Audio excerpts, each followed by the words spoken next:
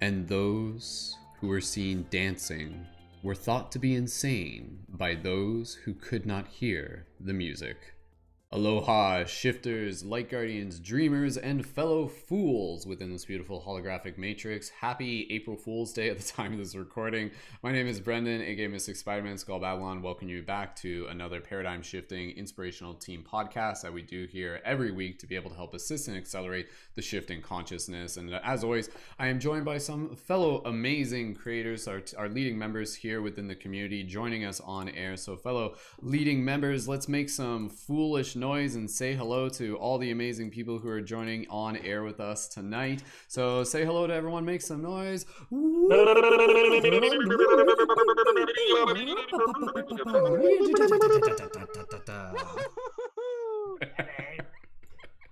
Perfect, Paul. That was amazing. Thank you again, everybody else.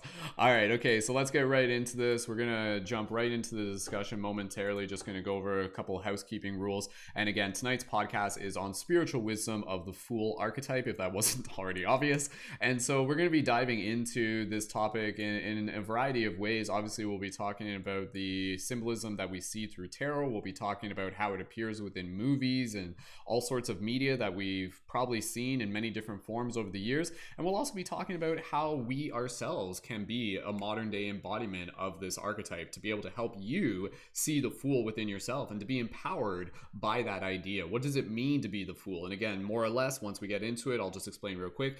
The Fool is kind of like the one who's like outside the game and therefore has the ability to be able to play it differently. And when they play it differently, they have the ability to kind of bring in this higher perspective, this higher wisdom, and they can help others kind of like awaken within the game as well, so to speak. So we're going to get right into that. As always, if you're looking to be able to connect with some of the creators that you see on air here, be sure to check the show notes on YouTube afterwards, to follow them on their Instagrams and other platforms, and be sure to follow up and connect and check out all the amazing things that they have to offer. If you're looking to connect to our team Discord, which I highly encourage you to do because we're doing some really cool updates there in the coming weeks, be sure to check out the Discord link in the info for this video, and that's where you can find all sorts of other content from creators as well as other featured Zoom events and community broadcasts happening throughout the week and month. And of course, if you would like to be able to support this project on Patreon, that's where you can join on my Patreon and also get involved as a leading member in our community. And that's where you can join on air for these weekly team podcasts, plus lots of other awesome stuff to be able to help support you on your journey as a conscious creator. And all the people that we have on air with us here tonight are also fellow leading members within the community. So if you're tuned in on YouTube, drop some 1111s, make sure that you can hear us loud and clear. Thank you again so much for joining in. Some of the leading members who aren't on air but are in the YouTube, if you guys want to jump in partway through, you're more than welcome. We're going to keep this broadcast fairly short. This might be like a less than 90-minute podcast, so we're going to get right into it after we do a quick little meditation. And again, please feel free to take any screenshots and reshare this to your IG stories, tag me at Mystic Spider-Man, and maybe even just send a direct message to invite some friends to be able to tune in. If the audio and the video is slightly out of sync, no worries, we'll get that fixed as we go. And with that said, let's just start off with a little bit of a foolish meditation. It'll be intentional, and then from there we'll get right into the discussion. And for those of you on TikTok, go ahead and click the link in my profile to be able to join in on YouTube. So thank you again, everyone, for joining in, and yeah, thank you for being a part of this super amazing, beautiful, lighthearted, inspiring community that we've got here. So get nice and comfortable. Let's just do a little meditation that we usually do at the start of each podcast, just to be able to drop us into a shared heart-mind coherence. So just go ahead and get yourself nice and comfortable.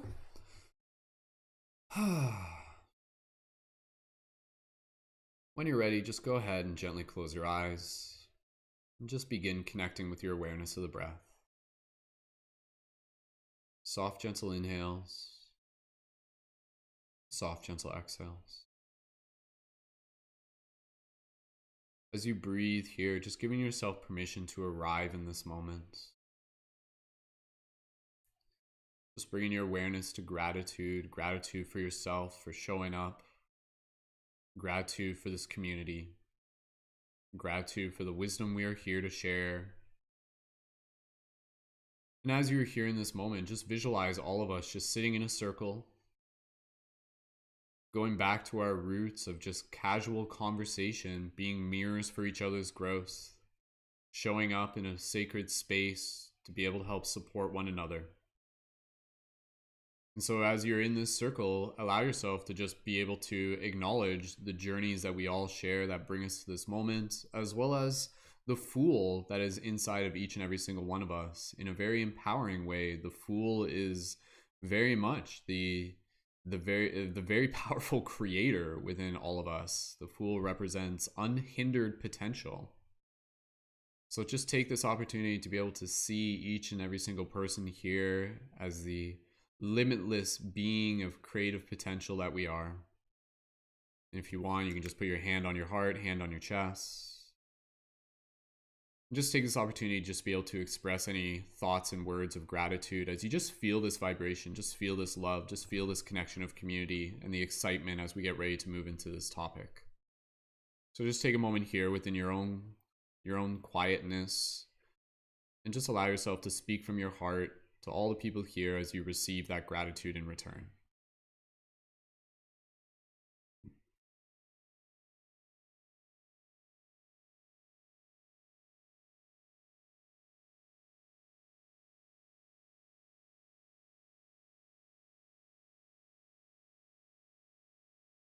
And as you breathe here, maybe just straightening up your posture. And we'll keep this image within our heart, within our mind as we move through this discussion tonight, just visualizing all of us just hanging out like a team and just having the discussion and having fun. And so slowly, as we gently conclude this meditation, we'll hold this image within our heart, within our mind, as I said. And we'll carry forward this gratitude into the topic with us tonight. So slowly from here, gently when you're ready, you can bring your awareness back to your physical body as you slowly wiggle your fingers, wiggle your toes, and gently open your eyes and return your awareness to the space around you. Beautiful. Any comments of gratitude that you guys want to put into the YouTube chat, please by all means go ahead and do that. And with that said, let's get right into tonight's topic. And again, we're going to keep things, this might be a less than 90-minute podcast topic tonight, so we're going to move through it as swiftly as possible. And again, those of you who leading members who want to join in partway through, please by all means.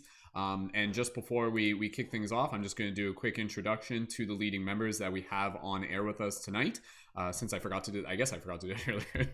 We're going so fast, we sometimes forget. So let's take one more moment just to really be able to say hello to the fellow leading members that we got on air with us tonight. And just as we're doing that, we did also just welcome in Kristen as well. So hi, I'm Brendon, aka Mystic Spider-Man. You guys probably know me, but if you don't, it's nice to meet you. From my left to right, we've got Allis. So let's give a nice warm welcome to Allis. Thank you, Allis, for joining in. And we've got Kelly here as well. Thank you, Kelly, for joining in once again.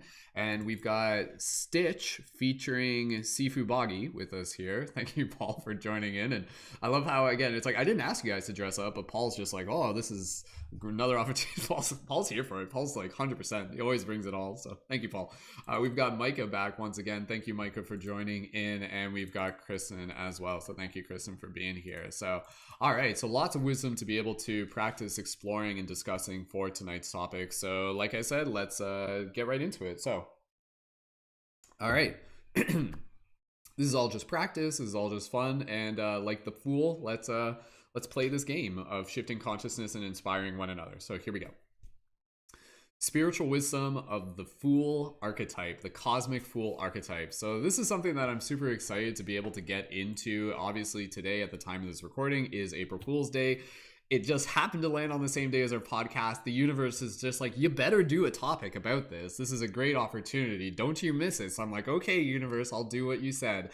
And so with this topic, this is a theme of, again, something that we have seen in many ways, in many different forms. But I know a lot of people, they probably aren't entirely familiar with it. But honestly, I think if we dive into the context of the Fool, it will really just help us be able to not only see a bigger picture of just kind of like why the Fool is important, but also to be able to see how that archetype shows up within ourselves. So the context of the Fool, again, is something that we'll see within tarot. We see it within movies and things like that. We see it within our friends and our family. People that you know personally who are kind of, people that you might kind of think of as being like the weirdos and the people on the outside. But you can also think of like the fools as being even like the Merlin archetype, someone who people would be like, oh, like that guy's crazy. But then it's like, oh, that guy actually has like super powerful wisdom and knowledge. And there's a reason they kind of like present themselves as like being something that might be sort of interpreted as an outsider. But once you kind of get to know them, you realize that there's like layers to this as well. So again, when I think of the Fool, we can think of, even characters like Jim Carrey's The Mask. Think of characters like obviously like the Joker from like the Joker series and things like that. I think of people who I literally know, such as people like Matthew Silver. Some of you would know Matthew Silver is like this very clownish person, again, like this cosmic clown. But what is this Fool archetype? What is the cosmic clown? Again, more or less, I'm just going to talk about this real quickly and then we'll pass it over because I'm here to learn too. Like I'm not an expert on this. Like I'm familiar enough with it in tarot and we'll probably read from some of the tarot books, but I guarantee there's probably other people here who could talk about it way more than I could.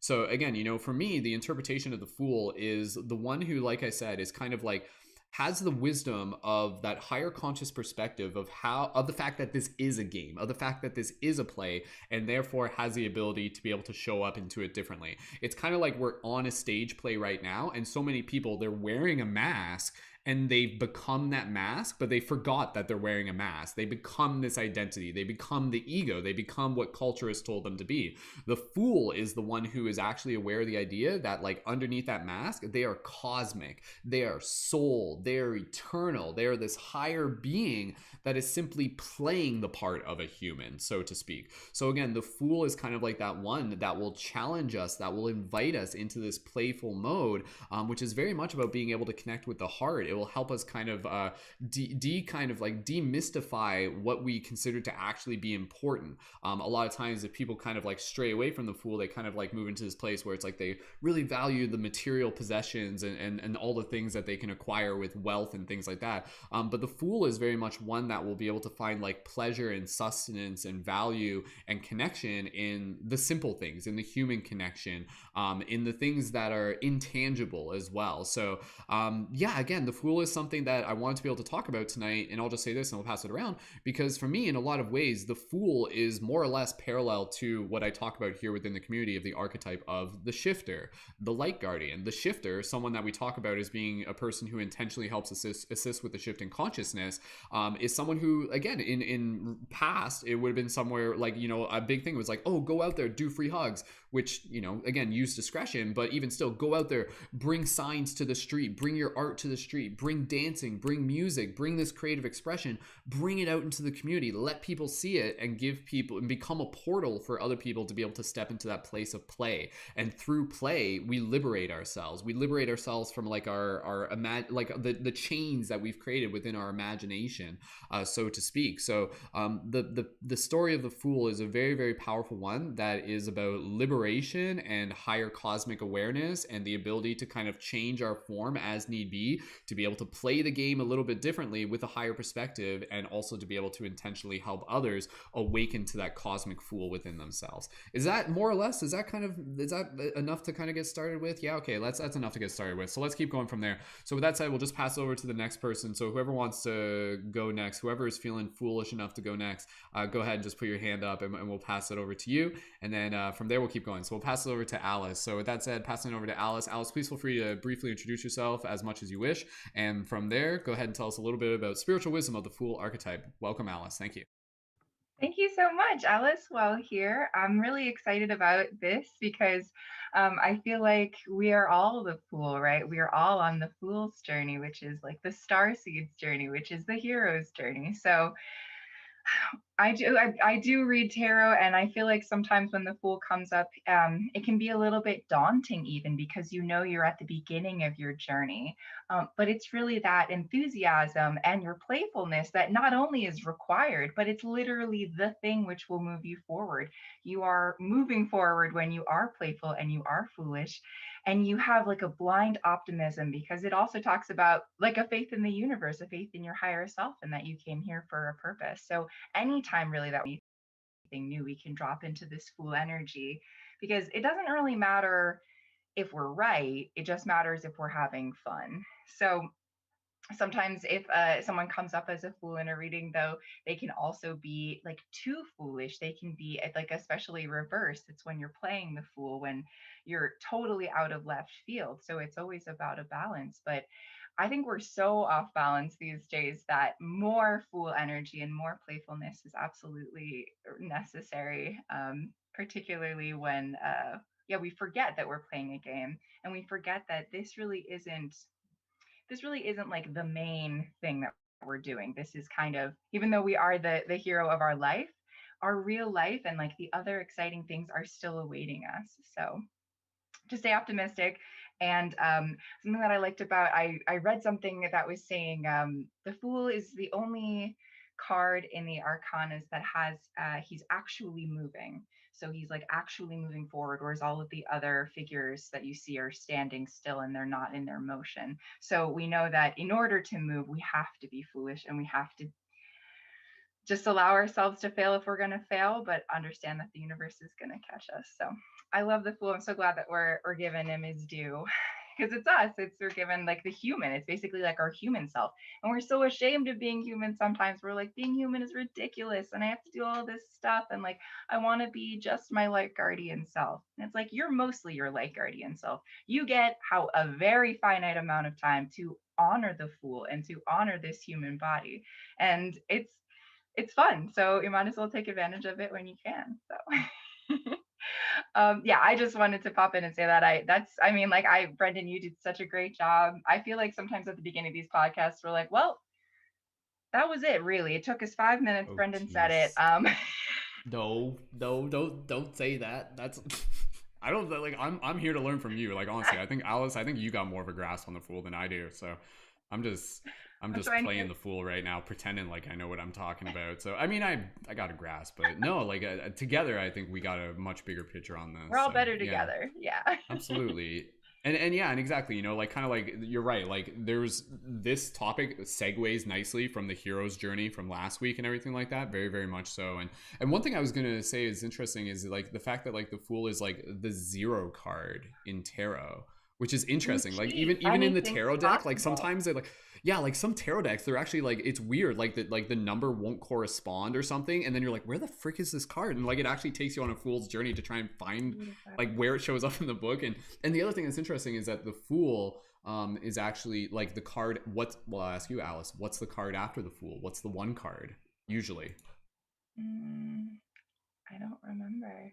It's the Magician. Is it the Magician? Oh yeah, because it's the story also of the Alchemist. You're right. Yeah. So like the Fool and the Magician are like very much just like two sides of the same coin in a lot of ways. So yeah, I love that. That's so cool. Well, cool. I want to plug my own stuff before I get everyone talking. First of all, I want to shout out to Leeza, who if you can't tell, if you're just listening on the playback, Leeza is also wearing a giraffe onesie. And I remembered as she came on with hers, I have my giraffe onesie. So this is part of the wisdom of the Fool. Leeza was here in their full regalia, being really playful, and it reminded me I have the exact same thing, and I hadn't. So it gave me permission to wear my giraffe onesie. So I want to say thank you, Leeza, for that. That's you're embodying the Fool wisdom tonight. So I wanted to give you a shout out, and a shout out for my stuff. I'm at Awaken Atlas on TikTok and Instagram, and I have like YouTube videos that I do of tarot readings, or if anyone wants a personal reading for me, you can hit me up, DM me on any of that stuff. So wonderful. Thank you. Beautiful. Awesome. Thank you, Allis. And absolutely, again, for everybody here, definitely connect with Allis, connect with everybody here. So much talent just to be shared. So beautiful. Okay, let's keep things moving along. For those of you on YouTube, I'm well aware of the fact that the audio and the video is like weirdly out of sync today. I'm trying to we'll fix it, don't worry, I promise. Okay, all right, let's keep things moving along here. Who wants to be able to jump in? Whoever feels that they're ready to, you guys let me know. It's totally up to you. Pass over to Paul then. All right, so let's pass over to Paul. I imagine we're like the way how we do this, again, like this is practice. Like I imagine this is like, it's like a sport where it's like hockey, where it's like, and Brendon takes the puck off the ice and he passes it over to Allis, and Allis takes it into the corner and he passes it over to Paul. Paul coming in from the blue line. Paul, over to you. So Paul, go ahead, introduce yourself and tell us a bit. My goodness, Paul, do you know a thing or two about the Fool? I'm just assuming you might. So go ahead, Paul, over to you. And Paul takes over the puck and he goes through the plexiglass out on the street. Where's he going? Where's he taking the puck? Oh my God, he's running into the parking lot. He still has his skates on. He's down by the river now. Okay, all right, that's. Yeah, I've done that, but anyway, that's another story for another time. The Fool, the Fool is the red pill. The Fool is the awakener to be awakened. And you said, like, in a lot of tarot cards, it's the zero. Well, in Eastern philosophy, the zero is Wu Chi. Wu Chi means unlimited possibilities. So the Fool is that unlimited possibility, that unlimited awakening of opening up. The Fool is Loki. Loki is the instigator. It is it is that red pill. It is that ability to wake up, to see things in different light. In the Taoist, there is very much of that Fool energy. There is very much of that, do independent things or be different. There's a great saying one of my friends used to say is, normal is the average of weird. Be the weird of weird. Be different to the average. Be different to the normal. Because well, I'm notoriously known for being a little bit of that foolish energy as my hat falls to bits. That whole bit of the waking people up, getting people to smile when making people laugh is one of my missions, and making people laugh helps them expand their consciousness. It helps them wake up their hearts, their energy. It helps them realize what's going on, because when you're very serious and you're frowning, everything's all focused on a point, you're missing everything that's going on. The Fool sees everything. The Fool is open up to all opportunities and tends to see things in a different way, in a different perspective. And so the foolish is actually more wise than we met or see. And as you said, Brendon, yeah, the Fool. I always see the Fool and when I get readings myself, I tend to get the Magician or Merlin and the Fool come out up a lot of the time, because one is the other. That the Fool, the Magician and the Jester were also very much of the courtyard thing. You'd have both, and sometimes they were both. Sometimes the Magician appeared to be foolish to the people who didn't understand his magic and didn't understand his wisdom. And you've only got to look at even those who love Disney. You've only got to look at Disney. Mulan, the dragon, was very foolish. You had the monkey from the Lion King, very crazy, very all out there. But the whole idea is that from that perspective, there is wisdom. From that perspective, you see things in a greater light, in a greater way. But as any good Taoist should say, hey, what do I know? Boggy out, and over to you, Brendon. Thank you, Paul. So, all right, okay, let's keep things moving along here. Whoever wants to be able to take the puck from Paul. I mean, it's like you're gonna have to fish it out of the lake first, but it's okay. We'll figure out the rules as we go. So, okay. All right, who wants to go next after Paul? Let's see. Oh, so there you go. Okay, who wants Chris? No, yeah, Kristen. Yeah. Okay. All right, okay, we'll pass it over to Kristen. Thank you again, Paul, and again, I'll post the links for Paul and everybody else into the chat as we go. Kristen, when you're ready to give a nice warm welcome to Kristen, go right ahead, Kristen. Welcome.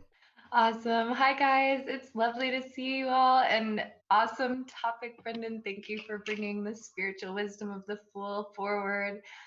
One of my very favorite decks is the Doreen Virtue Radelaide Valentine Fairy Tarot.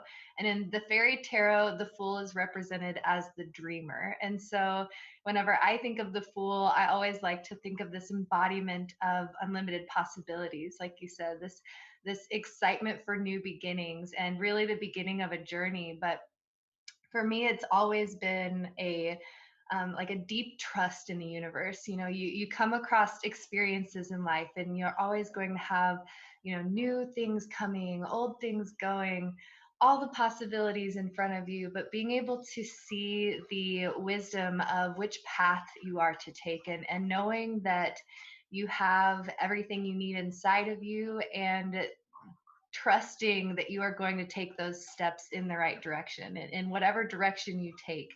At least in my experience working with the tarot, the fool always comes up at the most auspicious time. Whenever it is, it's like you're in that place where you have, like you said, unlimited possibilities, and you can see all the ways to go, but just really trusting that whatever path you take is going to be the right one, and it's going to take you in the direction that you are meant to be, that's going to align you with that higher purpose, or that inner drive, whatever it may be. But also understanding that along the way, it is that power of having fun, because especially whenever we're starting new beginnings, right, we get into this feeling of like all this pressure of, oh my goodness, I'm starting something new, I've got to know all the things, am I prepared, whatever the case may be. But it's like really just trusting that, you know, you are going to move in that direction. And it's like taking that leap of faith, that first step into the unknown, not knowing exactly where you're going to go, but knowing that you're going to go somewhere, and just trusting that it's going to be fun. And I think it's so important that you do allow yourself to play and experiment, and try new things, because that's how the fool gains their wisdom, right? Like, how can you just know some, actually putting the application into process? And so I know for myself, whenever the fool comes up in a tarot, I always get really excited, because I love new beginnings. I love starting exciting new things. And so it's just a really good reminder to just know that, like, just to trust, to have that inner trust in yourself and the trust in your path. So that's my little bit. Thank you guys for listening. My name's Kristen, Pinot Grazing. You can connect with me on TikTok, YouTube, or Instagram. And I love tarot, so I'm really excited to hear what everybody has to say. But also, too, like, just to say that the dreamer, the cosmic fool, whatever you want to call it, it really is that, like, beginning of a cycle. And so even if you feel like you are the fool in your journey, maybe you've been played into a situation where you don't feel like you were able to trust where you're at, just really see that there's going to be some powerful wisdom that you're going to gain from those experiences, that's going to give you even more gusto and excitement stepping into the next opportunity that comes your way. And so, yeah, just to see that it really is the beginning. And I love that you mentioned that the card after is the magician, because it's really like saying, like, yes, you have everything you need, you can trust the universe, you can step in whatever path you want to go, and trusting that you can create as you go. You don't have to have all the answers as you start, but that you're allowed to have the freedom to play and find the answers as you go. And yeah, just being able to connect with the fun, and playing and dancing and doing what your heart calls you to do every day. And yeah, thank you guys. Beautiful. Awesome. Thank you so much, Kristen. And again, you know, there's a lot of layers for us to be able to dive into with this archetype, and absolutely that concept of the fool being parallel to that of the dreamer is such a powerful one. So I'm going to read just real quick a little bit from the tarot deck, the tarot deck book that I got, which is the Ananda Tarot, which, again, you know, it's still tarot, but it's just the written description on it I really like. It's interesting because, like, the description for the fool, like, each one is usually like maybe like a page long. The fool, it's like 3 pages. Like it's just like, here, let us just like really get into this. But I'll just cover a couple things, and then just give me a quick hand. Who wants to go next so I can pass it to you right away? Leeza? Okay, cool. And then Kelly after that. So, key words with the fool, talking about the fool within the tarot deck: intuition, carefree, playful, curious, childlike openness, uninhibited, geniality, optimism, connection to the divine, immortality of soul, rich in ideas. Traditional meaning: originality, carelessness, innocence, one with nature, rash, positive life views, individuality, naivete. So there's a saying that I've kind of talked about many times within Paradigm Shift, where it's basically this idea that as we mature, it's kind of like this idea of being able to be carefree without being careless, you know? So it's kind of like this idea of being able to tune in to the frequency and the archetype of the Fool when we need to, you know? Because that's kind of like one of the big lessons with tarot, is that you realize that the tarot actually is like a reflection of all these aspects of ourselves, different fragments and fractals of the soul. So by being able to relate to the Fool doesn't mean that the Fool is something that we should be embodying fully all the time. It's something that we can hold as an awareness, but there are certain times where, you know, we might have to like show up as like the Ace of Flames, and we might have to be a little bit more like the Chariot or something like that, or ground ourselves as, you know, like the Princess of Cups, or, you know, all these different things. But they're all different things that hold different importances within different aspects of our journey. So again, you know, the awareness of being able to understand a little bit more of the Fool gives you the ability to kind of tune into this frequency inside of you willingly. So it's like, oh, you know, so that's where, you know, when you might be kind of like out in the woods with your friends and just kind of tapping back into that childlike nature of awe and wonder, you can do that intentionally and be like, okay, I'm going to play with that Fool energy. And then you do that, and like things just kind of like begin like pulsating with this magic, and it's very beautiful, and it's very nurturing for the spirit as well. So I'm just going to read real quick, and then we'll pass it over to Leeza. And this isn't even this isn't all of it, this is just kind of like partway through. So the Fool is the Joker of the tarot. Through the strength of his imagination, along with realistic self-assessment, he is truly able to realize his dreams. Special abilities and varied talent, which may often be artistic and inventive, find their natural expression here. Often he jumps far ahead in his thoughts, through which the translation of his ideas always has an individual stamp. Every one of us carries the Fool within. Indeed, this childish, naive nature is usually buried in the deepest layers of our being, covered over with the worries and necessities of everyday life. So that right there is really, really powerful, because it's one of those things where it's just like, oh, like, you know, like as I've grown into an adult, has society kind of like tried to repress the Fool archetype within me? Because honestly, I think society is actually scared of the Fool, like, because it challenges the status quo. It challenges kind of like this very patriarchal system that we've created. So again, whereas like the Fool is very much kind of intuitive, heart-centered, guided.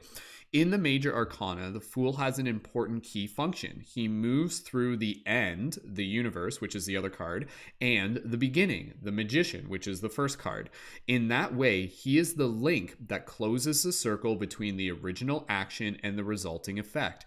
In greater definition, we find here the soul in its pure, formless form. The substance, which is untouched by birth and death of the body, holds a chain of reincarnation together like a thread. The essence of our being is the silent witness in us that makes us capable of unconditionally watching and evaluating our experiences.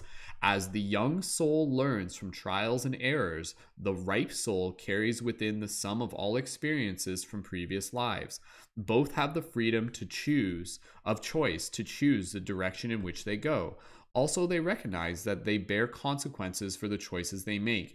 Here, the Fool is standing at the threshold between worlds, where the boundaries are fluid. One of the many characteristics of the Fool is unintentionality. To make a conscious decision, he needs the abilities of the magician, the first card in the tarot. At this point, the subtle worlds of the Fool become a little less more transparent. In the abstract sense, it is a casual tangle of thoughts and possibilities that can be summed up as an idea or vision only in its wholeness. It's like an unborn child dreams a dream of its own existence in order to finally make it real.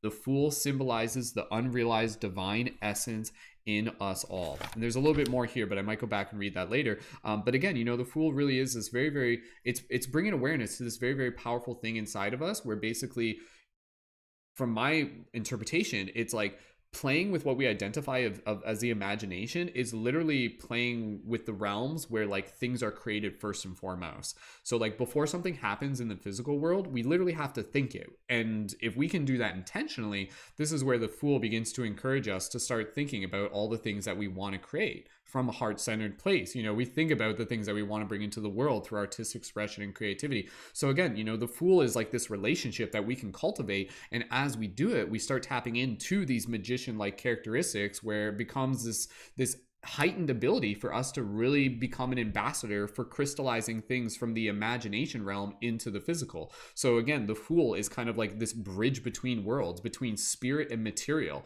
And in many ways, like as we awaken consciously, that is what we become, or that is what we can choose to be. I've talked about this before. This is what the Shifter and the Light Guardian is.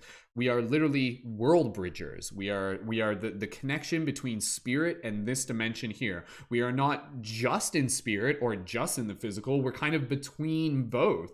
And the awareness that we're in both gives us this like flexibility and this ability to be like much more malleable, and again, kind of like play with the world as a child would play with its toys, but at the same time balancing it with intention and responsibility as well. So very, very powerful card. Let's get more into it as we hear what others have to share. So Miss Giraffe, shall I pass it over to you? Is that okay? We'll pass it over to Leeza, and then from there we'll pass it over to Kelly and Micah. If you'd like to jump in after that, you're more than welcome to. So let's give a nice warm welcome to Leeza. Go ahead, Leeza, when you're ready.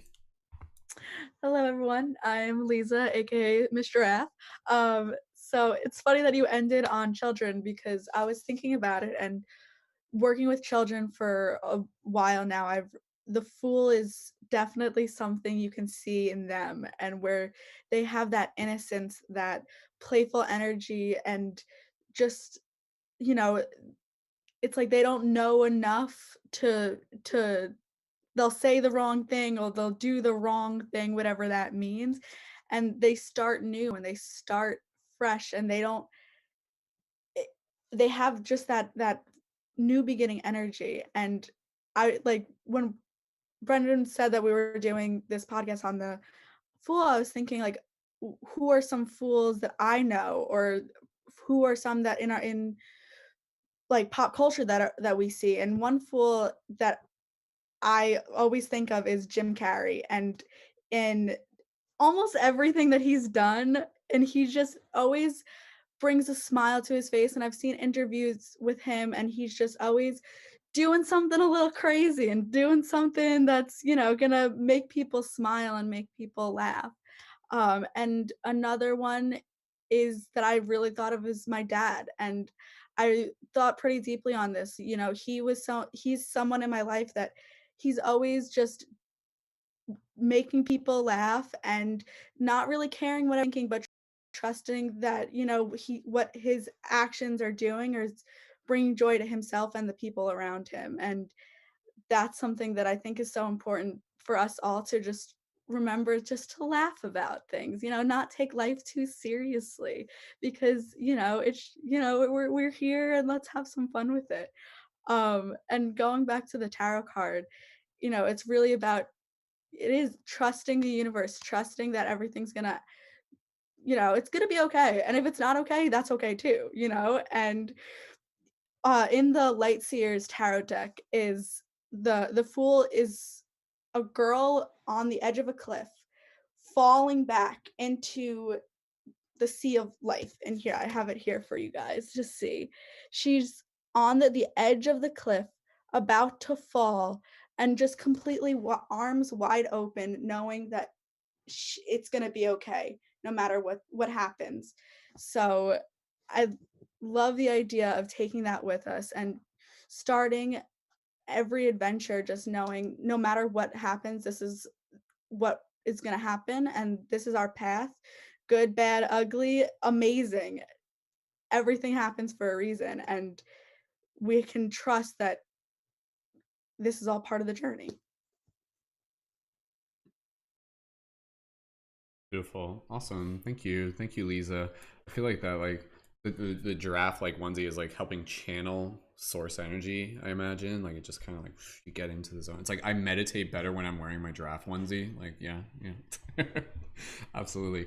Yeah, and again, just like pop culture references. Yeah, again, Jim Carrey, absolutely great example. I did mention the Mask briefly earlier, but again, you look at all of his movies, and not just his movies, but who he is as a person, and we see that, right? Like the Fool is the one who is willing to kind of like make themselves look stand out in a crowd, but thus in standing out in a crowd, they get people's attention, and sometimes intentionally or unintentionally, to the point where it really kind of like makes people question. They're like, whoa, like what is that person doing? And they'll either be like, whoa, like that person's weird. And then at that point, it also gives them the opportunity for them to actually bring more self-awareness. They're like, well, why do I think that person's weird? Like, what are they actually doing? Like, they're expressing themselves. They're doing something that I don't normally do. What does that say about me? Like maybe there's something that they're doing that I would actually like to be able to do.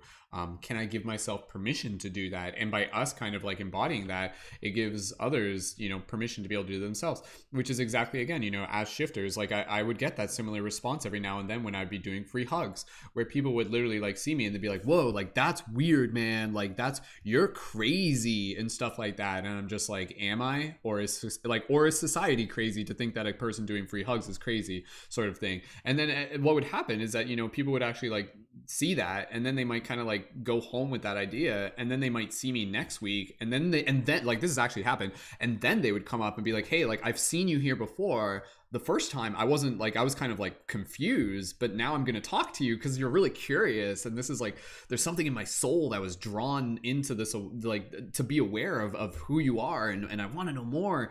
And then they end up talking to me, and I'll give them a shift button and stuff like that, and then it opens up this rabbit hole for them. So again, the Fool is kind of like the initiator, where it won't chase people, but it will serve as a pillar and kind of put on like a little bit of performance, without kind of like really having, as Leeza was saying, without really having to like take on other people's perceptions and judgment, because the Fool has like almost like this very, at least in some ways, kind of like untouchable self-awareness, where other people will say like, you're XYZ, and the Fool's like, that's okay, but like I know who I am, and I don't need you to tell me who I am.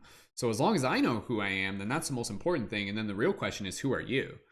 So the Fool will be the one that kind of like flips the mirror and turns it around and helps people see themselves, like through you as well, right? So again, we have the opportunity to be able to embody the energy of the Fool through, the way we show up within our social media, playfully and things like that, or the way we bring our art, and the way we bring ourselves into a community, the way we bring ourselves into the street and do performances, and all of these many, many different things. So yeah, we're all just consciousness doing what it can to help wake itself up. And absolutely, I think the Fool is more of what the world needs, because the Fool is kind of like the glitch in the matrix, in a lot of ways. And I think, again, going back to Jim Carrey, like a lot of people be like, what did he just say? Like, what? Like, my brain, like, what?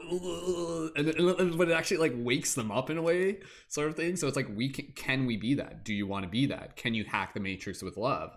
And so here within Paradigm Shift Central, absolutely, we're encouraging you to do it. Okay, let's keep passing the talk and stick around. Kelly, we'll pass it over to you. So let's give a nice warm welcome to Kelly, aka Hummingbird. Kelly, when you're ready, go right ahead. Welcome, Kelly. Hi, I'm Kelly. You might know me as Cosmic Kelly. I'm wearing my Galaxy Cosmic Comic outfit, if you can see it. I love this topic. It's very validating for me because I embodied this in many ways. I wonder if it's the zero card because it's kind of the 0 point of embodying the now moment. That's one way I love to look at it, is embodying the now moment, being once you system. I don't know if my internet just glitched or not. Okay.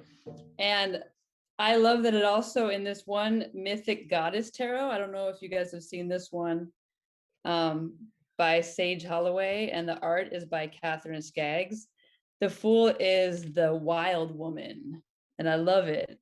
Some of the themes within it are being outside of the rules and restrictions of the physical world, the essence of spirit, keeping the inner child alive. And it shows her dancing with her shirt off, just not caring. And I love that. I mean, we could easily be so programmed, especially as women, with shame, and she's outside of that and dancing with her shirt off. Nonconformist. I love it. That's what I wanted to share.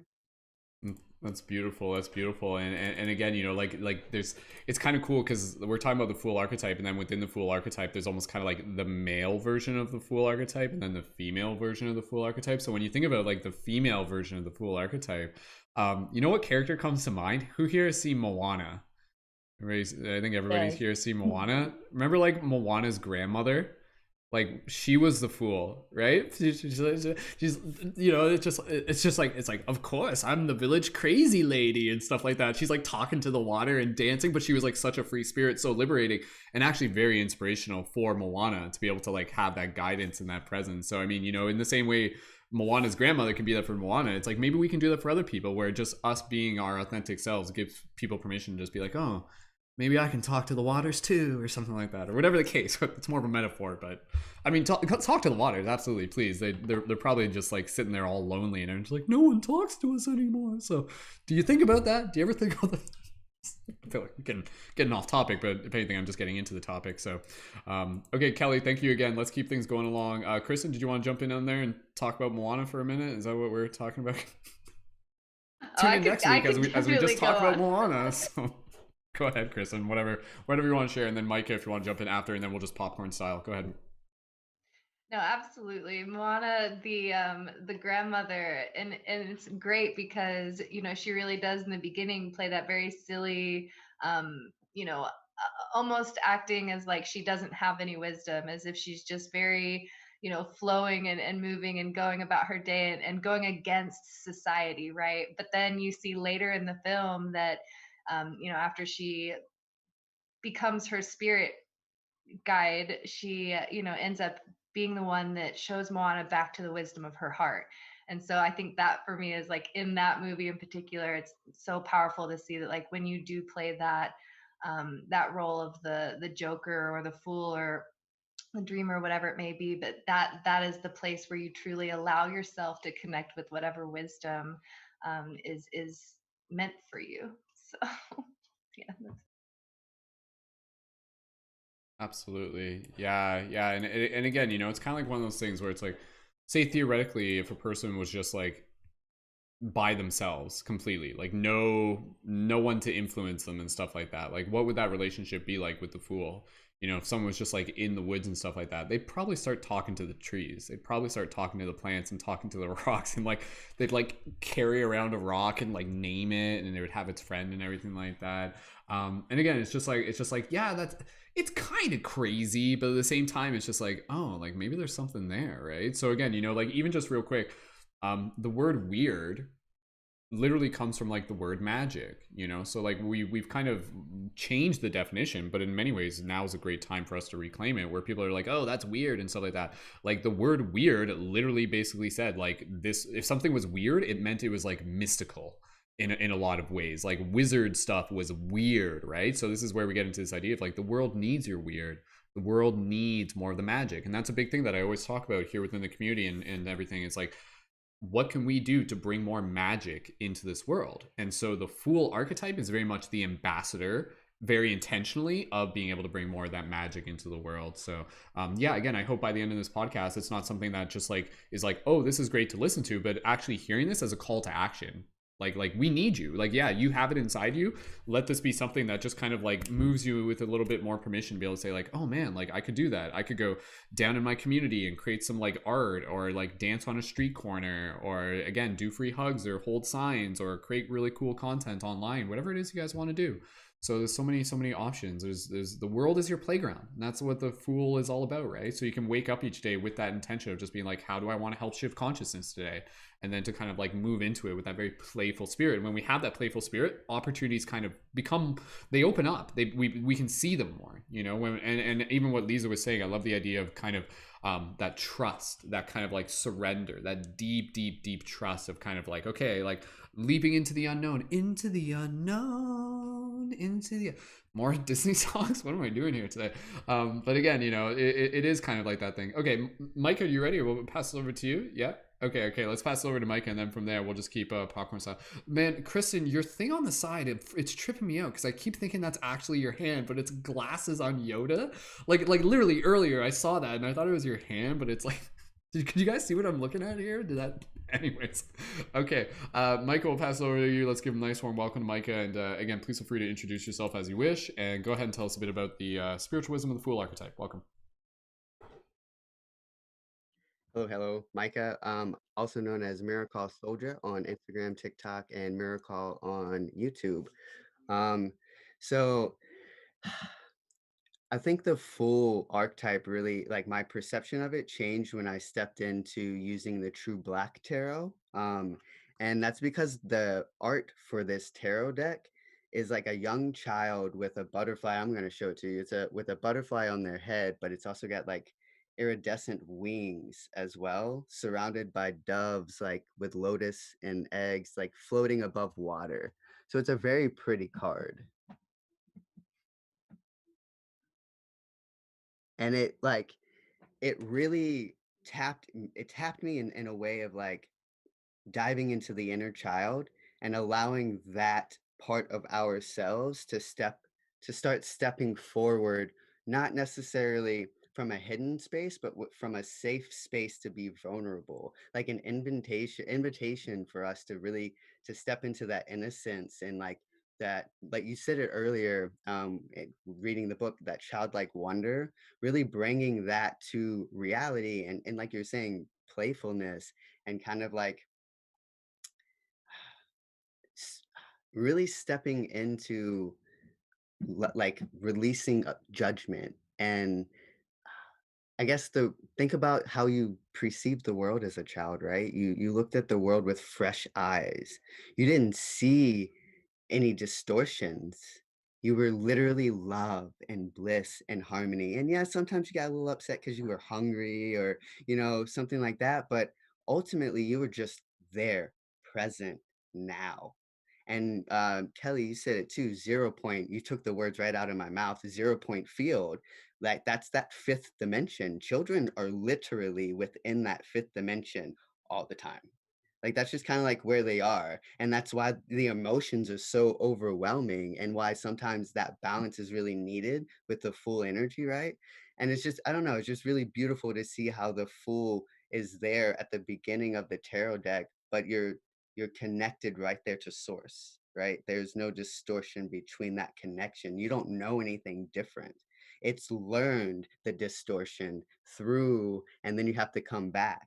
And something else that I really love about the True Black Tarot is at the end of the major arcana, they have a card called a knot, and it's a baby wrapped around a snake in the womb. So 0 also reminds me of the womb. So it's almost like you started this journey, and you're stepping, like at the end, stepping into another journey, just repeating that cycle, right? But I just really wanted to share that, how like tarot decks, even the major arcana, can kind of shift and change, and then how the art can show different aspects of that same energy. Because I know a lot of traditional decks, it's like a younger boy like walking off a ledge, or like kind of following blindly in a sense. So I thought it was really cool to see that artwork, and how it connects to that soul within the inner child, and that just divineness. So yeah. Beautiful.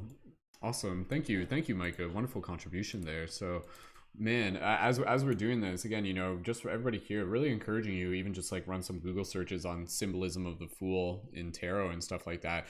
There's a really cool website that I just came across, and it probably does this with all the cards, but it basically like breaks down the symbolism of the traditional image of the Fool. And does anybody have like the old, like kind of, yeah, the one with like him on, yeah, that's it, like the one with him like on the cliff. So just take a look. For those of you on video, for those of you on Spotify, just look up like the Fool card. You'll see it there. So it's a young man. He's kind of standing at the edge of a cliff. He's holding a stick. He's got like pants and yellow boots on. The sun's behind him. There's mountains, and there's a little dog there, and he's holding a white rose, and there's a couple other things. So I'm just gonna kind of, you can put it down now for Kristen, but it'll probably get you to hold it up real quick. I just wanted to kind of, without reading all of it, because again, I'm literally just kind of like reading this for the first time, and we'll just kind of like break it down here together. But there's some important significance here, and then we'll just talk about it for a little bit more, and then we'll probably get close to wrapping up the broadcast soon enough, once we just kind of do this a little bit more popcorn style. So without even reading all of it. So the fool appears to be a masculine archetype. The face contains an air of femininity. This gives the fool an androgynous appearance, which symbolizes a combination and union of both the male and female essence. This means that the fool does not experience his journey through either male or female perspectives. He experiences it through both perspectives. The androgynous, hermaphroditic portrayal of the fool reminds us that the fool's journey is a journey that is available to any man, woman, boy, or girl who wishes to participate in an adventure. And I love that idea, again, kind of what we were talking about before, the hero's journey from last week. This very much is a card that represents adventure, kind of embarking, taking that leap. And so just kind of skipping through ahead a little bit here, the black stick. So there's a black stick. So Kristen, yeah, go ahead, maybe just hold it up real quick. The black stick, the stick represents the burden that each of us carry. Black suggests the unknown and the unconscious, implies both danger and mystery, denotes one's drives and motives, and first only dimly perceived. And going a little bit further, the white shirt. The white shirt symbolizes purity of motive, innocence, new beginnings, hope, and faith. The white shirt shows the underneath of the fool's floral tunic. His intentions and motives are pure. Stands for the fool's purity of spirit. The figure pose. His pose is open and welcoming. He looks like he is ready to take off, ready to launch himself into the unknown with his large wings spread wide. The fool gazes up into the heavens because this is where he dreams, aspirations, and imagination resides. The heavens also represent the highest realm of divine consciousness that the fool can look up to for inspiration and guidance. The fool holds his chin and nose high up in the air. This can also be seen of a sign of insecurity or arrogance. The fool standing on the mountaintop represents his prior achievements, sense of being in paradise, feeling somewhat quote unquote high, having an upper hand, nirvana. The legs, he stands firmly on one leg, the other in mid motion. This represents forward momentum, something we were talking about earlier. He's moving. The fool wears dirty yellow tights, a mixture of yellow and black. Fool stands for the manifestation of sun consciousness, black for the darkness and unconscious. This shows that the forward movement is a mixture of conscious choices and decisions as well as those of unconscious drives and urges and desires. So again, it is very much kind of like what we were saying. It's this balance of kind of like impulse, but also intention at the same time. The yellow boots. The yellow boots imply the fool's self-confidence and belief that every step is taken consciously, even though he doesn't pay attention to what is ahead of him. The ledge, and we're almost done here. The ledge. It is impossible to say whether the fool's next step will take him over the edge to disaster or simply to the next ledge. He cannot see yet. This encapsulates risk that needs to be taken in order for progress along our path. It also symbolizes a leap of faith. The ledge upon which the fool is standing symbolizes the threshold where one journey ends so another journey can begin. Exactly what we were talking about last week with the hero's journey archetype. The white sun, the star we call the sun, is considered to be the most conscious cosmic body, symbolizes the raw, life-giving force. Without the sun, all essential life-sustaining functions would cease. The real color of the sun is white. The reason that the sun looks yellow to us is because the Earth's atmosphere scatters higher wavelengths of colors like red, orange, yellow less easily. The white sun is a symbol of pure enlightenment, which is forever accompanying the fool on his journey. It indicates that the fool has a direct link to the highest forces of the universe and is gifted with a clear channel of connection. Exactly what we were talking about, being that connection between realms. The white sun is shining behind him, which illuminates the fool and his world, showing it all in its best possible light and nudging him forward. This signals the fool's self-developing consciousness, which can exert freedom and free will, and the growth of his individual consciousness. Then there's a few other things here. There's, I'll just kind of skip through. There's like a red feather, which represents the flame of life that shows liveliness of the person's soul or heart. The bundle, which is his worldly possessions wrapped in a small sack tied to a black staff. This represents bare essentials. So again, kind of like not really having much attachment to the material quite in the same way. Thinking of it as kind of like a vagabond, someone who's kind of traveling from place to place with minimal things, but still being able to live their life fully. The white rose. The white rose are said to showcase the structural beauty of the rose better than any other color. The white rose symbol denotes that the best is yet to come. And clothing, he is dressed fancifully. I already kind of talked about the clothing. Yeah, and talking about the idea that his because of the mixture of his clothes, it's very eccentric. The fashion of it, he is often known as the quote unquote madman. His clothing represents a carefree, flamboyant, superficial, relaxed, and open attitude. It suggests the ability to live day by day without worrying about the future. The horizon symbolizes the realm of the possible, represents the loftiest border between realms, the highest borderland between heaven and earth. So again, kind of talking about that higher connection. The mountains indicates spiritual or mental rising and improvement. And although the Fool is standing at the top of a high mountain, there are much higher mountains in the distance still to explore. The mountains equally signify obstacles. Climbing over one and passing through a range indicates overcoming obstacles and making progress climbing up. So again, very much about the growth. And the white dog, and this is the last one. The dog embodies instinct and self-preservation. It is also a symbol of loyalty, trust, protection, and companionship. The dog also suggests a warning against dangers. The color white denotes balance, virtue, and innocence, as well as childlike behavior. The dog has dual meanings. We can't tell for sure if the dog is trying to warn the Fool or merely joining in the fun. On the one hand, the dog's behavior and body language indicates fun and excitement. The dog is happily looking up to the Fool, almost like saying, wherever you go, I go with you. Both appear to be walking in step with each other. On the other hand, frantically attempting to get the Fool's attention to warn against danger at its feet. So again, just reading that was pretty cool. Was that kind of cool, you guys? I feel like we just got to learn a little bit something extra there with the symbolism of the Fool. And again, that goes like all of those images, if you really look at them, each and every single one is, again, why is it using symbols? Because symbols are the language of the universe. So again, within the symbols, there's the story, and that's what the Fool is. The Fool is a story, and that story is our story as well. So yeah, let's keep passing it around. And again, like anybody here just kind of has more to be able to talk about for the Fool. Anybody in the YouTube chat, if you guys got any comments or even questions about the Fool, please feel free to leave those in the YouTube comment. And who would like to just be able to jump in with whatever is on your heart right now? Alice, we'll pass it over to you. Go right ahead, Alice.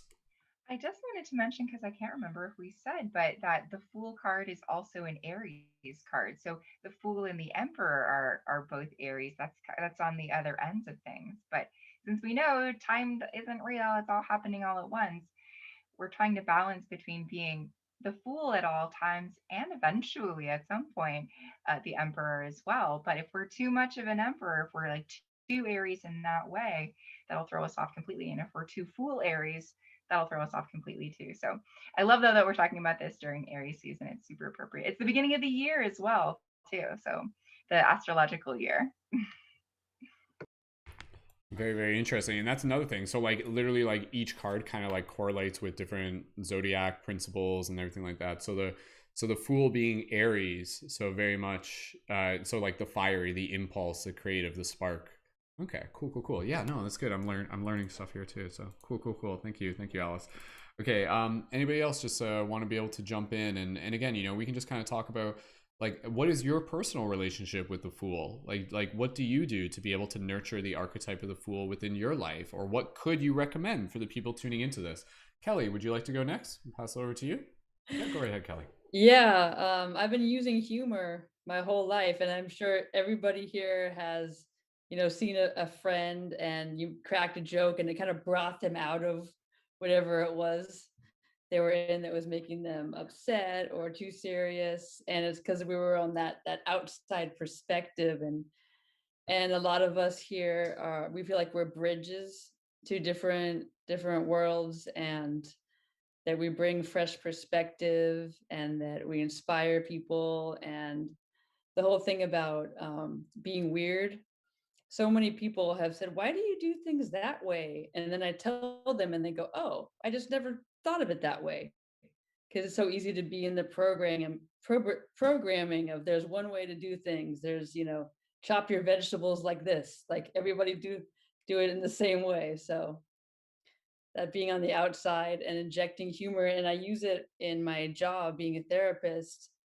And you got to do that right. If you're going to use humor in such a serious thing, you have to do it right. But it's coming from that innocence, that let me remind you that none of us know exactly what's going on. And let's just, when you remember that, it kind of brings you out of that little minute moment that you were fixated on and stressing on, and it can be really grounding and centering. And once you're centered and you remember that, then you can do whatever you need to do with more ease, or maybe even less anxiety even. That's all. Beautiful. Awesome. Thank you. Thank you, Kelly. Yeah. And again, you know, like I think we see that a lot here within the community. A lot of the, you know, we've had plenty of events and just content that we create where many of us here do play around with like the humor and I love seeing that, and I definitely encourage it. And again, you know, especially for those of us as paradigm shifters, as content creators, intentionally using humor as a way to be able to deliver a message is so powerful. I mean, you guys, you've seen some of the TikToks that I've made, where some of like the most viral TikToks I've made have been like comedy sketches, but they have like super deep spiritual wisdom like encoded into it and stuff like that. And it's kind of like one of those things where people are like watching and they're like eating popcorn and be like, oh, this is amusing, this is amusing, this is amusing. But meantime, there's kind of like this like message that's kind of like moving itself through the entertainment aspect of it, and it's actually speaking right to their heart. And then they're kind of like laughing, and then at the same time they're like, wait, like what did he just say? Like, was that whoa. And then it kind of like, it almost takes them a second where you're like, what did I just learn something or something like that? You know, it's kind of, there's this quote, I've said it before, but basically it's like, if you're going to tell people the truth, make them laugh or else they will kill you, which is a very blunt way of just kind of like saying, you know, if you got some very powerful messages, try using humor as a way for just kind of like that buffer of satire, to be able to just kind of like create a little bit of a distance between you and other people's projected opinions. So to be like, no, man, it was just a joke. It was just a joke sort of thing. So, yeah, it's interesting to kind of to see how, again, you know, we as individuals, like how our consciousness actually responds to humor and things like that. Like sometimes it's like when the humor is there, we're almost like more willing to kind of let it come into our space, into our energy field. So it's like you can kind of like bring people into this space where they're just much more open, where they're relaxed, where they're willing to listen. And then if you do that in a very intentional, kind and caring way, you can kind of like just be like, oh, and by the way, you are an eternal being of light. And they're just like, oh, cool. Like, I didn't know that. Like, thanks for reminding me. Meanwhile, if you were to just tell them explicitly, they'd be like, no, you're crazy, right? So you kind of have to like play into their expectations and then kind of like bring all these. It's very creative, right? Like the Fool is, again, you know, the Fool, I think of the Fool as, again, you know, it's like a shapeshifter. They kind of become what they need to be in a certain moment while still being true to themselves. You know, like that is the essence of the Fool, is that at their core they are like spirit, but from the place of spirit they can literally become anything. So it's like this place of kind of like non-attachment where they can play a certain role, play this role, play that role, play that role, and each one of them is who they are in different circumstances when it needs to be. So let's keep passing the talk and stick around. Again, I'd love to just hear how you guys embody the Fool, or just your relationship to the Fool, or again, any tips and tricks for how to be able to bring more of that energy in. Who wants to be able to just jump in next? Leeza, Miss Giraffe. What sound does the giraffe make again, Leeza? I don't know. Sounds like one of those like sound. Sounds like a llama. Like, don't the llamas make weird? And it's like screaming goats, like screaming goats, and so like screaming giraffe. It's like I just picture like they're just eating the leaves. Weirdest noises. My goodness, and the fact that we can imitate them is even weirder, right? Like, yeah. Okay. Read the Fools right now. It's good. That's good. That's exactly the point. So, anyways, go ahead, Leeza. So I was thinking about it, and it's like not everyone knows how to be the Fool sometimes, because society has been so, you know, you can't be the Fool. It's not good to be the Fool, but you can be the Fool. And with everything in life, practice makes perfect. And I'm going to give you an example. When I was like, there was this tree in my backyard and I wanted to talk to the tree, and I was like scared to talk to the tree, and I was not for me, like, but like just I was like, is anyone gonna see me? And I remember the first time I went out to do it, I was like looking around, like, is anyone watching me? Like, and I sat down and I started talking to the tree, and then I left, and then the next time I did it, it was a little bit easier, and then the next time I did it, it was a little bit easier.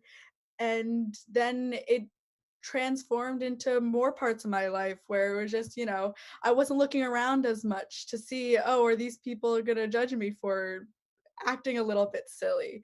So if you're uncertain about acting foolish or worrying about how this may be perceived just to be a little bit foolish, do it. And I promise it gets easier with time.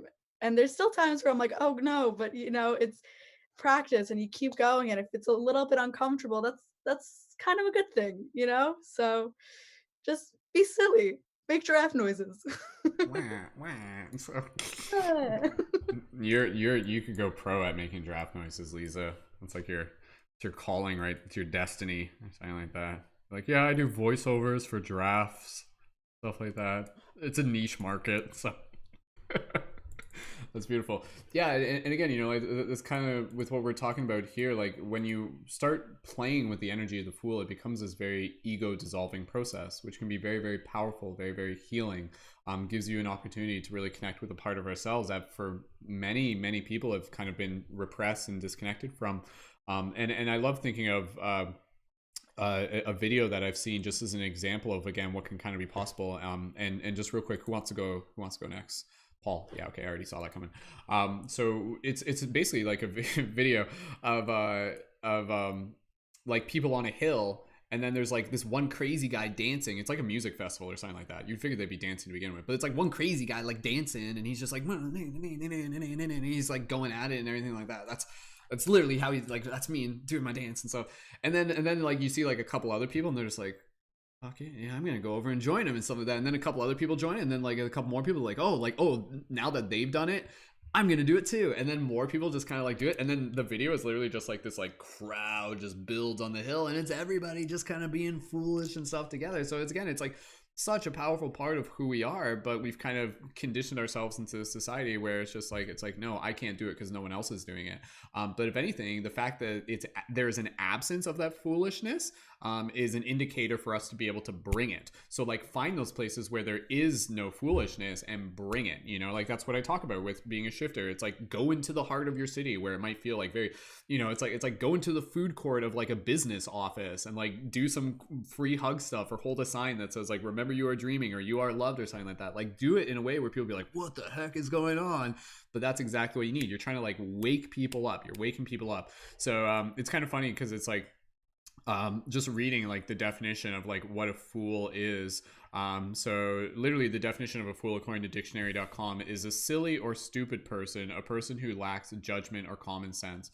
Another definition, a professional jester formerly kept by a person of a royal or noble rank for amusement. And then also the third definition, a person who has been tricked or deceived into appearing or acting silly or stupid. All of those definitions, I'm like, yeah, I guess that's what they're saying, but I like the idea of like, it's like a professional jester. Like this idea that it's like, oh, like there is actually like a version of the Fool where like you can do it like professionally, like as a profession.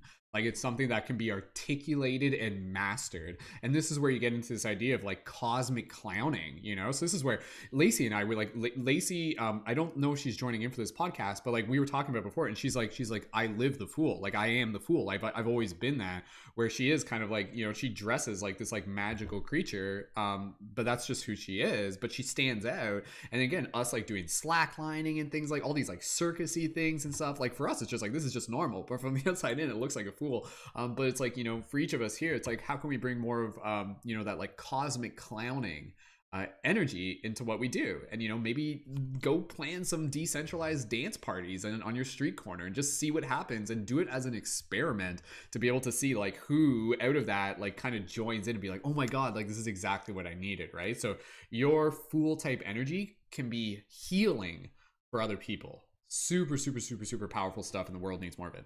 All right, let's pass it over to Paul, and then let's say maybe like 20-ish minutes, give or take. We'll get close to wrapping it up. So, Paul, what foolish wisdom would you like to bestow upon us, good sir? Well, firstly, you know me. Somebody says, "What does the sound of giraffe makes?" Apparently, it makes this sound.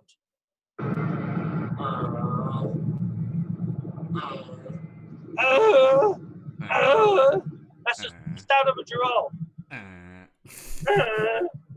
Glad we got to the bottom of that mystery. Thank you, Paul. but even weirder, the next to it on my thing is what a panda makes. Oh my gosh. That's a panda. That's a freaking panda. But anyway, hello. Yeah, I think the fool, especially my fellow Sifus would especially say I'm the fool. But yeah, the fool, as we sort of already said, it is it's, for me, I grew up with Jim Carrey, funny enough, Steve Martin, Robin Williams. Those guys were very much the instigators for me, but very much about intelligent humor. And it's that idea of flipping things round, is that, is breaking through that norm to get to the weird. And I used to be always called weird a lot. And as you say, weird is actually the weird. The weird was the magic. And so thank you very much. I am very magical indeed. But it's that idea of it's the idea of bringing that magic, bringing the laughter, bringing the sacred child to the table, allowing things to happen, things to be instigated. And it's very much of, if you take yourself, hence why I have sayings like, hey, what do I know, or look up at the ceiling, because of that idea of don't take yourself too seriously, and don't get caught too much in one thing.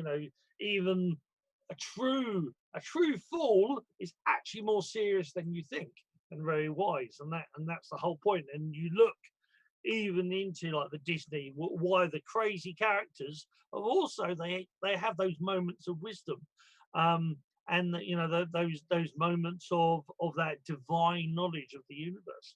And because the universe is the Wu-Chi, the circle, the unpredictable, the unlimited resources.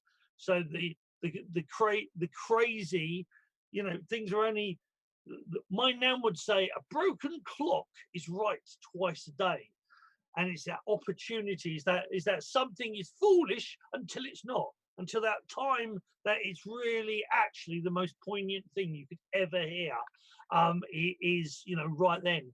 And we were saying like it reminded me of, I had to put it in the comments on Zoom, is we're saying like, like what do we know? And Paul Simon once said, I know what I know, I sing what I said, we come and we go is a thing I keep in the back of my head. And it's knowledge, not the problem with scholars get very hung up on the knowledge, very hung up on that knowledge. Wisdom comes from learning, wisdom comes from doing. Knowledge is just information. So the true, is that you have scholars, but the true magic is through the wizard, and also through the fool, who actually lives that information. And as you were reading the tarot cards of being on that edge, but you never stay too close. You're always moving. Is that everybody sort of go, oh well, wow, on that thing you did 5 minutes ago, you're already onto something else, and you don't give a flying fig. You've already moved, because that's the true fool. That's the true magician of the magic of flowing. And you think, how many times you think of people in our past, scientists who were considered absolute fools at the time, that information was crazy and they're a madman, and suddenly becomes the most important thing. Einstein was in that, Tesla was in that, and he was the unknown fool, because he was, most people still don't know him today. But you get people who were at the time will say crazy, do crazy stuff, but when you actually look at that, there is great wisdom and great knowledge within that foolery. But as any good Taoist should say, hey, what do I know? Well, yeah. Perfect. Thank you, Paul. And honestly, Paul, just like being around you is so nurturing, because again, you embody the fool energy very, very well. I'd say many of us do, and honestly, like that actually means so much to me here within the Paradigm Shift Central community, where we do have this very playful energy. I think it's probably a big reason why a lot of people are just like constantly attracted and brought back to this, where it just feels like we're just like playing at recess together, and we're just kind of having fun, and we're being creative, but at the same time it's still very like important and realistic and grounded and articulated and stuff. So very, very, very cool to just again be able to hear everybody's unique expressions and just to see each of us here as like a unique version of the Fool in this form. I'm gonna read something real quick here, and this is really, really cool because it's something that we haven't explicitly said, and this is again going back to the book, and then we'll go around a little bit more. If there's anybody here who's tuned in on YouTube who's a leading member who wants to jump in real quick, there's still time. We can still get a couple more people on air as well. So just gonna read it here real quick. The Fool accompanies us through the entire world of the tarot, similar to the way the plan of our soul weaves like an invisible thread through our life. The quiet voice of our soul often signals us to realize an ideal in spite of our rational senses. So in the idea of what it just says there, like the Fool is literally the voice of the soul. Like just take a second to like really just kind of like feel that. You know, so it's like when we're kind of like think of it like, do you listen to your soul? Sit with that idea. Isn't that just kind of like, oh, do I like do it? Like, I guess I do, but maybe I don't acknowledge that I do. So again, just kind of reading here, I think that's a very, very powerful idea. And again, to be able to correlate that to the Fool archetype. The quiet voice of our soul often signals us to realize an ideal in spite of our rational senses. However high these ideals may be, we are challenged to realize them at least in ourselves. In view of the many obstacles that can stand in our way of this material plane until the realization of these goals occurs, we do have the possibility of drawing from the depths of our soul at any time. In the consciousness of the immortality of our soul, the Fool leads us to the center of actual being, in which we find the necessary optimism as well as a certain distance of the world of illusion. He indicates to us to take advantage of our personal freedom in order to develop our original being. All possibilities are open for this. The Fool's card can often point out that certain abilities can be awakened or even made more potent. When the Fool's card is drawn, it opens a variety of possibilities. So again, with this, just kind of really hitting home some key things here. And again, as I'm talking about it, I can feel myself just kind of like deepening my own relationship with the Fool, where it's like, again, we have this notion of like the Fool being like be like, oh, like the Fool like doesn't know what's up and stuff like that, but it's like, no, it's actually like quite the opposite. Like the Fool literally is, again, you know, this direct connection to all that is source consciousness, wisdom, our past, our present, and our future. So this is a very, very powerful idea when we kind of get into this idea of like embarking on a journey, and something that I've talked about before when I talk about, you know, like feeling the future. In many ways, what we can associate as like kind of the Fool energy, we can actually correlate it to our intuition, to our inspiration. When we kind of feel like this idea of being like, oh, like I want to create this song, I want to write this story, I want to focus more on my arts and my talents and all of these things that we have inside of us. Again, that is like the soul in the archetype of the Fool kind of whispering to us and speaking through us and reminding us that like this is already inside of us. So I like this idea that, you know, the aspect of the Fool really points to the awakening of potential within us. This idea that maybe there's like latent creative ability that we haven't fully explored, and what happens when we give ourselves permission to explore that. And again, to be able to not only just correlate the Fool energy to the aspect of creativity, but literally just to the process of being able to move through challenges and obstacles. So even right now, you know, like with all the crazy stuff happening in the world, for me personally, I know that it's really powerful to be able to tap into that wisdom of cosmic source energy, the Fool archetype, and to be able to remind myself that it's like, we are guided, we are, you know, the universe is kind of working through us. Like there's some bigger story that's kind of happening here. Oftentimes we can only see, you know, like especially in this world, it's like it's hard to even see like, you know, like 2 weeks ahead of where we are.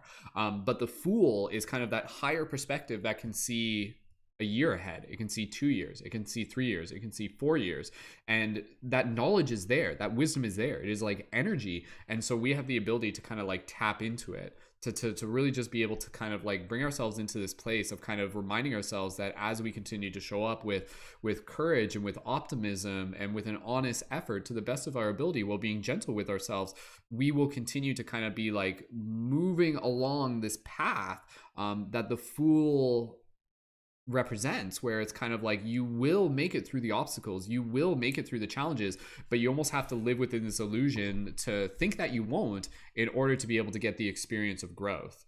So like if like there's certain things that if we fully knew, it would take away the purpose of us being here to grow. So the Fool is kind of like, it's like the path before us before we even see it, but the energy is there. You can feel the path and you can trust that it's leading you to something without fully knowing it. And that's where the Fool represents this idea of the young boy or the young girl, or the person stepping off the edge of the cliff, stepping into that uncertainty. So that's such a powerful thing. And I think a lot of people, they struggle with that. They struggle with this idea of just being like, oh, like I need reassurance, I need security, I need to know what's going to happen next. But for many of us, I'm sure we have lived in many different circumstances, this opportunity to be able to say like, you know what, I am going to kind of like step into something that I'm not entirely sure of, but I'm doing it both from a place of excitement and from a place of maybe being a bit scared, and that's okay, but with a deep sense of trust and faith, if you kind of want to call it that. And then kind of like the energy of the universe, whatever it is, it kind of like brings us to that point where we're meant to be. It's very profound, the wisdom of the Fool. It really brings us back to this idea of like, you are exactly where you need to be in order to get to where you're going. Where you are right now, like this is the perfect reality to grow your soul. Trust, feel into that, and let it be something that kind of like brings you more into this moment, and allow you to kind of like surrender into it. Does that make sense for you guys? Is that yeah? Okay, cool. Okay, let's keep passing the talk and stick around. Reading some of those comments in the chat. Thank you again, everyone, for being here on YouTube and everybody in the future as well. Let's just keep going around. We'll wrap things up by the top of the hour. So anybody else who wants to be able to jump in, go right ahead. And again, you can talk about like your personal relationship with the Fool energy, how we can embody it more, personal practices. Again, you know, this is where even in the community and stuff like that, like things like dance, you know, things like taking time for yourself to doodle, to play craft, to do arts, the flowetry workshops that I've been doing, that's very much like the Fool, the energy, the archetype. I think for each and every single one of us, if we intentionally make the effort to be able to bring in, to create space within our weeks to be able to incubate this energy, we will notice it will drastically affect like our well-being, our outlook, and just like our overall enthusiasm about the world, and to really be able to fall in love with kind of like those energies that may be dwelling inside of us, that as we nurture, we can kind of like see them grow. So yeah, how would you guys maybe recommend that people tune in, or yourself help nurture the energies of the Fool? Micah, go right ahead. I always offer finger painting.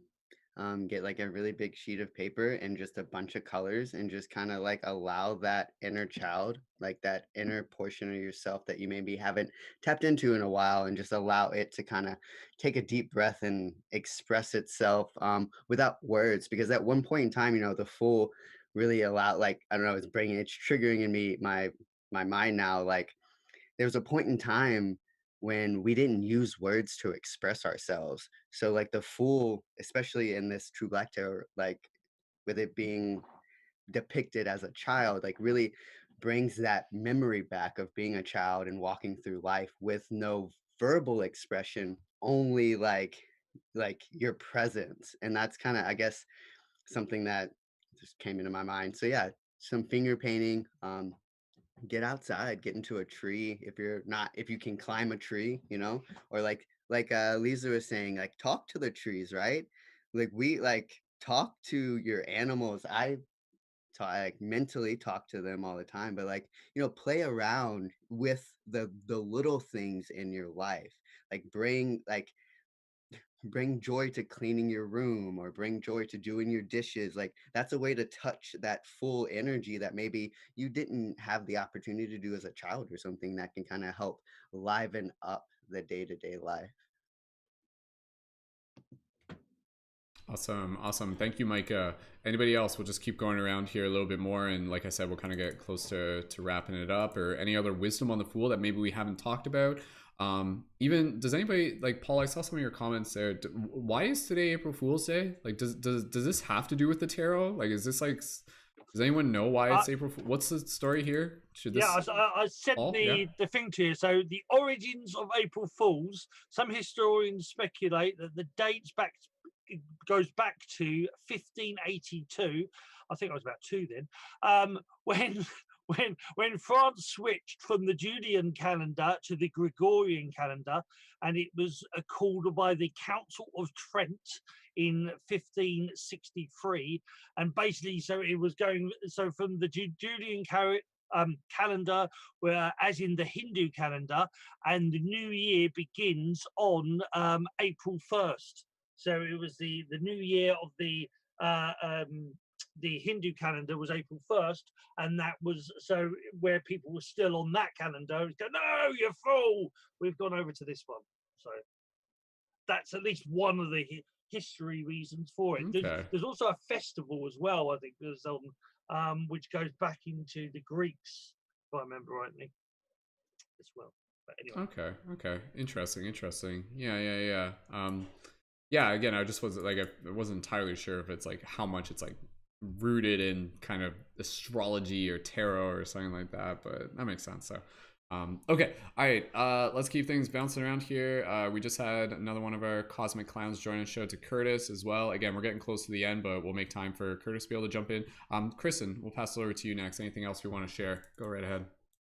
Absolutely. So one of my favorite things whenever I'm feeling stagnant or lack of creativity is to really utilize that full energy of trying something new and not holding judgment over myself. So, like, for example, I bought an ocarina. I have no idea how to play the ocarina, but I really want to.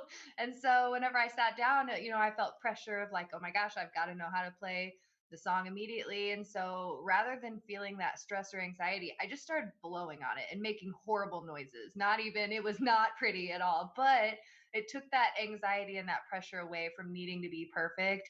And then from there, I was able to say, okay, now I can try to figure out what a note is and how to play the song. But so it's like, for me, really being able to kind of loosen the energy around yourself or a situation where you're feeling like maybe you do want to try something or you're not sure where to go. I'm glad you mentioned dancing, Brendon, because that's another great way to be able to move energy and just trying new things. Like, have you ever moved your arm like this? Like, what happens when you just start doing weird things with your fingers? I don't know. But then letting it flow. And then what can I do with my toes? Like, I've never danced with my toes before, but, so just really allowing yourself to explore new areas and allow the energy to flow. And it can be really simple, doesn't take very long, and you might be surprised at how much your energy changes. Or maybe you're stuck on something and you're like, okay, now I actually have the like mental capacity to be able to try something new because I'm not so stuck on this one idea. So that's for me one of the most helpful things in using that archetypal energy. So Awesome. Thank you, Kristen. And we'll pass it over to Curtis. Did you want to jump in real quick? Okay, so I was just going to say, again, like this is so powerful, this conversation, because again, like think back to being a child and the things that we would do as a child and that childlike energy. Now just take a moment here to be able to identify that it's like you still are that.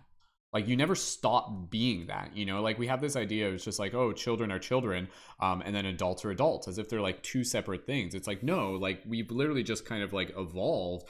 But I think what's powerful is to be able to like maintain that connection to that childlike energy as we move into the adulthood, again, to be able to balance it, to be carefree without being careless. But again, to know that like that energy that we experience as children, which is again very spontaneous, creative, awe-inspired, imaginative, like it's not childlike energy. Like that is like source energy, that is spirit energy, that is soul energy. Like that is the excitement of the soul literally coming into the uniqueness of this physical dimension, and to be able to be like, whoa, this is so freaking special and cool, and I can touch things and move things. I got like a body and it's like responding to my thoughts. Like this is so cool. Like, oh my goodness. So I mean, it's just like one little practice that we can do is to literally just be able to practice like bringing awe into the observation of what may almost be like everyday things. Like when was the last time you like, turned on the tap and really just touch the water and just be like, whoa, like this is like So interesting, right? Like we've kind of like created this idea that, you know, we've been in this world for so long and we get distracted that things just, the magical becomes mundane, but it doesn't stop being magical. It's just our perception of it becomes, you know, kind of like desaturated, so to speak. So really invite yourself to be able to look at things with a little bit more intention, with a little bit more observation. Go out, hug a tree, look at the little details, feel things, really observe the textures, play with your body, move a little bit more, really bring that awareness into the moment. So again, you know, the Fool energy, I'll say this and I'll pass it to Curtis, much like the childlike energy, is about being present, about being present in the moment, being here and now. You know, like what Ram Dass would say, it's about returning to the heart cave, as Lacey and I talk about, and everything like that, you know. So let's do that. Let's really just kind of use the energy of the Fool to be able to remind us to check in and be like, am I present right now? And when we are present, we have noticed how kind of like we got some Ram Dass right there. Mike is holding up. We notice that like the world actually starts to become, we see the magic of it, the substance of it kind of returns, right? So it's always there, but it kind of comes through the perception of the heart. So see with your heart, listen with your heart. You know, it's kind of like the Little Prince, where it's like, you know, it's like the magic of the world is not visible entirely to the eye. One must see with the heart, to kind of make a moderation, to modify that quote, so to speak. So okay, let's keep things going around and then we'll wrap it up at 10. So Curtis, passing it over to you, talk a little bit about spiritual wisdom of the Fool from your perspective. Welcome, dude. Let's give some love to Curtis. Man, I resonate with the Fool archetype so much in my life. Right now I'm at work, so I'm gonna kind of try to. I have an hour break, so I can relate so much to this. I'm glad I like popped on and saw that y'all were still on. I'm like, man, I gotta join because I relate so much to this energy, this archetype. You know, I'm always jumping into new things, always trying to do things that my parents would always tell me, like, oh, you don't have a degree in that, you don't have like all this stuff that, like, oh, I need a certification. But it's so amazing the opportunities you can get yourself into, especially without like even realizing, like, oh, I don't know if I could do this. You know, I have so many opportunities in my life right now. I think it's because my Saturn is in Aries, and I feel like because it's Aries season, and there's like such a playful energy to that. I have I just think, I don't know, but I just realized, you know, so much you can manifest so much with this energy, even though you don't really know that you're doing it. You're like manifesting without even realizing. You're like putting so much energy out there, and you're putting so much like of just ideas out there that, you know, you're gonna be thinking of stuff later on in life, like, wow, I can't believe that is actually happening now. Like, it's like deja vu almost. Like, it's almost like the source of deja vu, and you're like, wow, this is crazy. I thought of this, and you know, and I can relate so much to the Fool archetype, because love for me is a full on adventure thing. You know, I'm all about like going full into something, you know, into a relationship, whether it be, you know, a love relationship or a friendship, something like that. You know, I'm really connected, and I really care a lot about the other person as myself, and that can also come with attachment. I think that's the point of, you know, being a fool is being attached and getting yourself attached to the love that what your brain thinks it is. And it's amazing the wisdom you get from the, it's like negative experiences, from trying to detach from all the different realities that come across your way, you know. And I think it's great. I think that's what the Aries and the archetypal energy is, that even maybe other fire type energies is just this energy, because Aries is a very early stage, is very early on in the zodiac. So as the zodiac evolves, every zodiac is a wheel that evolves, and so Aries is very early. I mean, it's like one of the first zodiacs, right? So, and it's one of the children. It's like your fire type Pokemon, you know, your Charmander, or you have your squirrels, you know, and as like a oh no, the air what is it, Aquarius would be a very young archetype as well. So I feel like that's interesting in terms of where we are in the wheel. We're in Aquarius, and that's like almost like we're in the youth. We're starting this big, grand adventure that is to come, and still more to come. And so, yeah, that's all I really want to talk about because I really relate to this topic, and I really wanted to kind of jump on really quickly. Thank you. Awesome. Thank you, Curtis Mon, for jumping in and sharing some Pokemon wisdom there. An entire podcast just about Pokemon coming up next or something like that. I don't know. There's no limit here. So Curtis, thank you again, man. Glad you were able to jump in there. So yeah, okay, just getting close to the end of the episode. Again, I hope this discussion tonight can also be seen as a call to action, to really be able to invite us to be able to bring more awareness to how we're embodying the Fool type energy, both within our personal realities, but also the realities that we're sharing with others. So again, like I like to see the Fool as the person that, again, becomes the ambassador for cosmic wisdom from the higher conscious realms into the mainstream culture, to kind of like this is, and again, this is, you look at my videos of doing free hugs and all this stuff and all the other people who do similar things, and like that is what the Fool archetype is about. It's kind of, like putting your, carrying your ego in a different way, where it becomes something much more malleable, but it allows you to play a certain role. And then with this role, there's a very powerful intention, and that intention is to be able to plant seeds, to serve as a mirror, to be a portal for evoking synchronicity. So I know, again, even Lacey, who, as far as I know, is tuned in right now. Again, both of us have just kind of been talking about wanting to be able to do more stuff with like cosmic clowning. Again, I like using this term because I feel like that's kind of like a way of being able to describe what the Fool archetype and the energy is about, which is about, it's a play shop, it's a workshop, it's a way of playing, it's a way of bringing it back to the wisdom of the heart. And for me, like it's been weird within this past year because I haven't been out doing free hugs, but if anything, it's encouraging me to get creative, to be able to say like, well, what else can I do? What other ways can I safely and appropriately get out in my community and still bring that same intention, and still create these meaningful interactions, which are kind of like opening up people and opening discussions and sparking opportunities that will ignite people's hearts and give them hope. So again, I think as the Fool, we also become an ambassador of hope, something that we've kind of talked about. It came up again, even in past discussions, this idea of like, here within this community, a big part of what we are doing is like we are bringing hope. We are bringing hope into this world. We are reminding them of the magic, like bring the magic into this world, and that magic is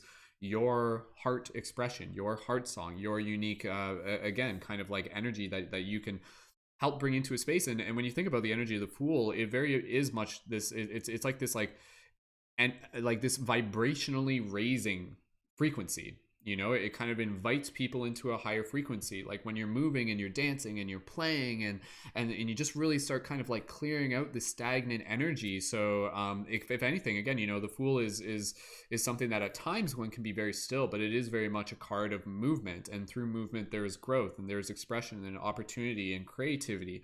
So again, for everybody here, I really, as I do every single week, I really invite you to be able to take the inspiration that we've cultivated here within this discussion and use it as a call to action to be able to start making little shifts within your day-to-day life. And as the weather gets better, perhaps finding ways to be able to go out into your community. And maybe that's going to be, again, doing some creative things on a street corner, creating some signs, doing some dancing, doing some clowning of some sort, and even using that as a way to be able to build community and start discussions and start building relationships with people. You won't know until you do it, but I guarantee you, if you kind of bring that intention to play the role of the cosmic Fool, the universe will be like, yes. And the universe loves the courage when we do things like that. And I guarantee you from my own personal experience that like portals will open, synchronicities will occur, you will find people and you will meet people, and things will happen in a very, very magical way. So shout out to every single one of you for just, again, the magic that you embody and the magic that you bring into this world and will continue to bring out to this world. Each and every single one of us just carries so much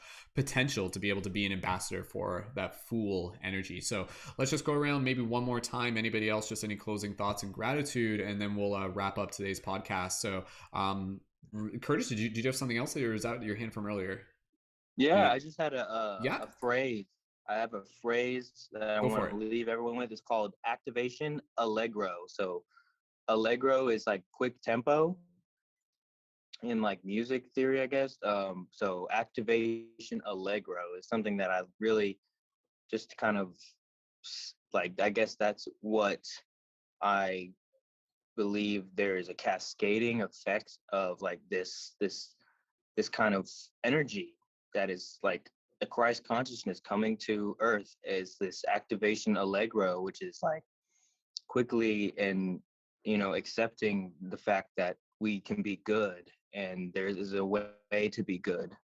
So activation allegro is the phrase that I'm trying to leave with. Very cool, very cool. Awesome. Thank you, Curtis. Okay, anybody else? Really just inviting everybody, even if it is just closing gratitude or anything else you just want to be able to pass off to people here. Kelly's holding up a card. Kelly, did you want to, I can pass it over to you if you want to just share or even closing gratitude with what you're showing. That's just the card. Yeah, it's the card. Yeah, there she is dancing with her top off. Beautiful, beautiful. Awesome. Thank you, Kelly, as well. So, okay, anybody else? Any just, again, closing gratitude or just what you feel, maybe how has this broadcast inspired you? You guys gonna get out there and maybe do some things like if I'll do it, well, you guys, we'll do it together and then we'll document it and stuff like that. No, seriously, like we need to, like the mission's inside of us. So, and seriously, like that's the thing, like half of it is doing it. And then if you're just like, man, if you can document doing that, like people will be like, whoa, like, cause there's not enough of it right now. They'll be like, whoa, this is so cool. I can do this too and stuff like that, So even if it, like, honestly, one thing that you could even do, just if you're just like, kind of like, oh, I don't know about dancing and stuff like that. Even just go down to the park and just like set up a little sign that says like free tarot or something like that. If you offer tarot, I've done that before.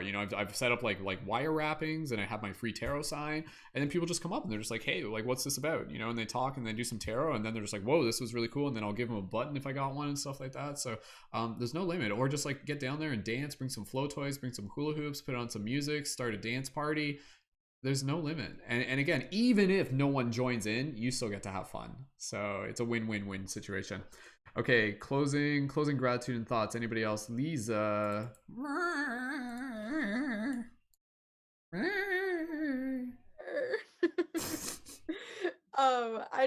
I'm very excited. You guys have inspired me, and I'm in the city for New York City for the next couple of weeks, and I'm gonna go down to Central Park and just start dancing in the middle of Central Park, and I'm really excited about it. And I'll definitely be documented. I'll share it with you guys. But I want to say thank you to everyone here for this space, Brendon. Every time I just am in love with how everything just seems so, just the energy in here is just so, like, I can't even put it into words. It makes a smile on my face. And I was wondering if everyone would like to just do a silly face and just invite your fool to just come on your face a little bit. Quick little laughter practice, fool face practice or whatever. Go ahead, lead us into it, Leeza. You guys can unmute your microphone. So.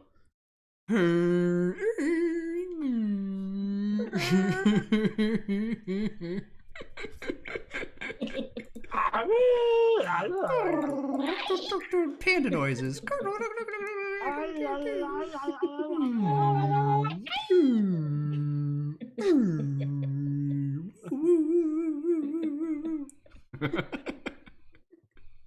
Thank you.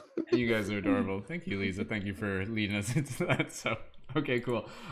Anybody else? Just any closing gratitude before we get wrapped up here, and we'll just do a little meditation afterwards. So, yeah, Micah, go right ahead. I just want to say thank you, everyone. I learned so much today about just, I don't know, the depth of the Fool. I'm just thankful. Learned so much. Thank you. Awesome. Thank you, Micah, as well. So, okay, cool. Paul, go right ahead. Your mic's open, Paul. So I'm just gonna. Oh. Hello. Go ahead, Paul. Bye-bye. That's it. I'm done. That's all it is. No, like how. That's actually very symbolic when you think about it. It's like hello, goodbye, because that's like the beginning and the end. That's all the Fool. Like that would actually be like a very Fool thing where you like the Fool. It's just like hi, this is my friend. It's the Fool, and then the Fool comes up and it's just like goodbye, and then it just like shakes your hand, and it's just like what? Like I'm confused. So. Paul, anything else? Well, you heard it here. That's all. That's all, folks. Okay. Anybody else, real quick, before we get wrapped up here? Does it, Curtis? You got one more thing, and then Kristen. Okay, go for it, Curtis. Yep. I just was listening to something about like I guess he was a teacher or a philosopher from a certain time period of it was like an Eastern books and like versus like Western or European books. It was funny because it's like there's so much wisdom in just simple stuff, and like there is some like a 30-page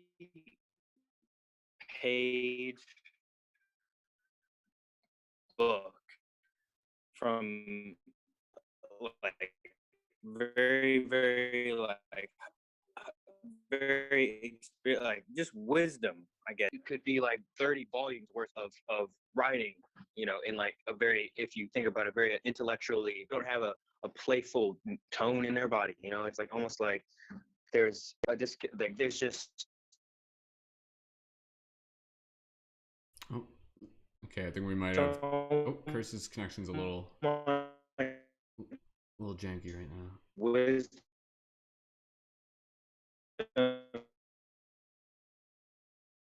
sometimes. Curtis, your signal's coming through a little. Oh yeah, I think okay, it just dropped. Okay, all right. Well, nonetheless, Curtis, thank you. I can still hear him talking in the back of my head. It's like telepathically coming in and stuff like that. So we'll relay the information. You might be able to post it afterwards in the chat. So Kristen, did you have your hand up? Yeah. Okay, go ahead, Kristen.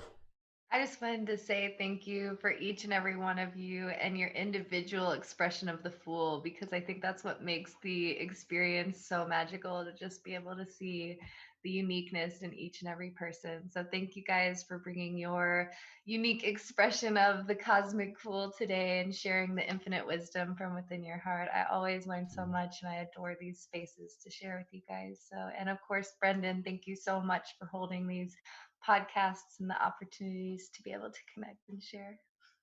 Thank you as well, Kristen. And it's funny, like again, I'm kind of like trying to like break down like the word of fool and stuff like that, but I'm like, huh, like it's interesting because like, and maybe this is a stretch, but maybe that's exactly what's needed. Like the word fool, like it's almost like the word full. So it's like the fool is full, like the fool is whole in many ways. So the fool is not missing anything. Like if anything, like they're very full and whole, but then they almost make it look like as if they're missing something or something like that. I don't know. I'm still deciphering it. I still feel like there's a lot more for us to be able to learn from the wisdom of the Fool. And again, I invite people to really reflect on the people that you have within your life or have had, or icons and people in the media that you really look to. There's been several people that I've had within my life who I've very much seen as the Fool archetypes, and I've been very inspired by them. I think of some of my friend Roy McDonald. I made a documentary about him. I'll have to repost that for you guys, but he was very much like this like bearded wizardy man who devoted himself to being able to help like bring music and joy to the community through busking, and he was a philosopher. But again, people would see him and they'd be like, whoa, that guy's crazy. But once you got to know him, it was just like this very gentle, kind, deep, meaningful, heart-centered man.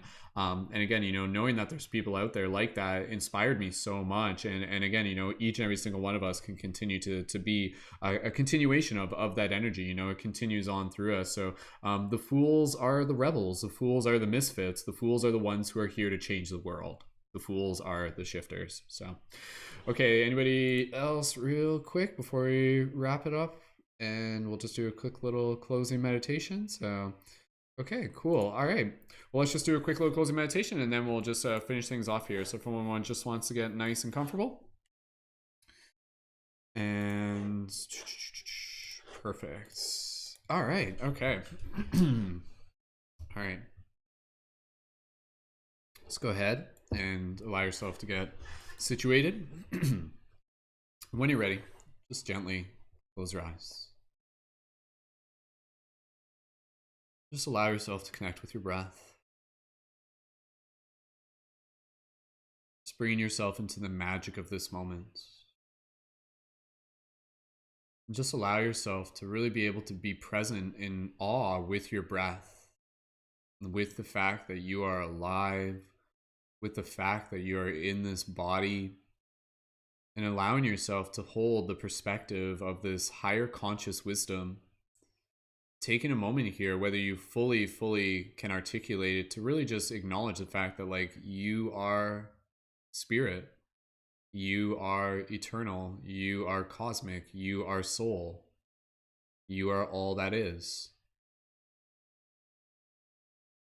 here in this body, playing this role on stage, wearing this suit. But who are you underneath the suit? What are you beyond this body?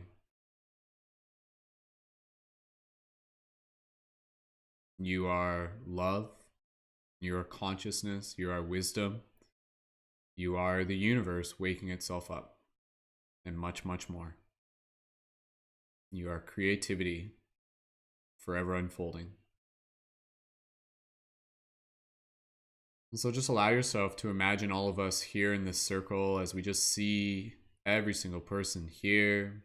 You can put your hands on your heart as you just feel this gratitude just fill you up, nurturing your spirit, just be able to be seen, to be heard, to be appreciated, and to be inspired. To be able to feel and fill and to full ourselves up with this full energy. This adventurous energy. This energy to be able to show up to be ambassadors for this higher wisdom here into the mainstream world, to plant our seeds, to share our art, to share our expressions, to help others do the same, and thus lead them back to the wisdom of their heart, of their connection with this soul energy. And so just breathe here and really just allow yourself to just kind of like drop into an extra layer of awe, whatever that means to you, and just be here for a moment and just feel free to express any gratitude from your heart. And just stay here just for a few moments within your own silence.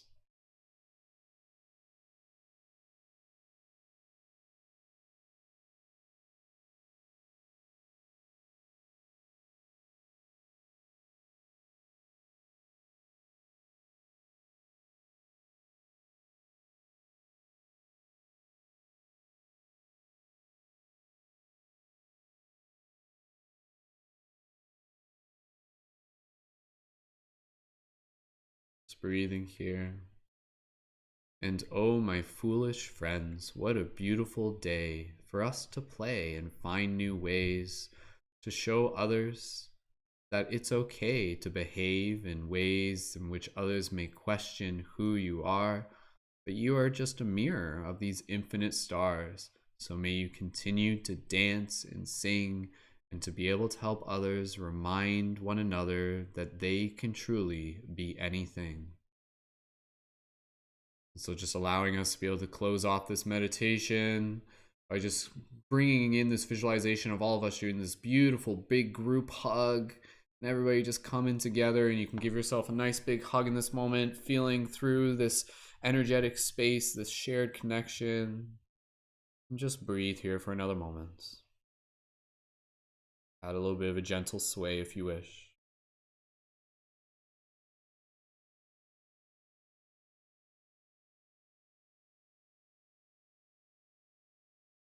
Just expressing that gratitude, feeling that love, feeling your heart just fill in your cup. And slowly, when you're ready, you can gently release your hug. And from here, you can kind of imagine as we get ready to transition back into our physical body, we'll do a couple breaths, and as we do a couple breaths, we'll kind of like move into some like wacky, foolish bodily moves. So you can imagine everybody just kind of like, you can keep your eyes closed, but you can even just like bring some little shakes to your body, some energetic just like body movements. And we'll just do a couple deep inhale and exhales, and on the exhale just make some silly noises. And if you guys want to gently unmute your microphones, you're welcome to do that. And by the third exhale, we'll just kind of open our eyes and be like or whatever, and then we'll wrap it up. So we're just improvising, right? So together here, let's just do some nice big inhale And then exhale whatever comes through.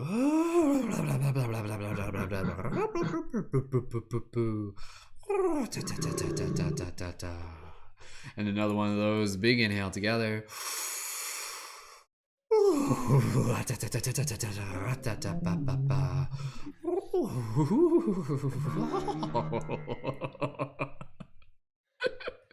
And one more nice and loud as you open your eyes and bring awareness into this present moment. Deep inhale. Exhale. And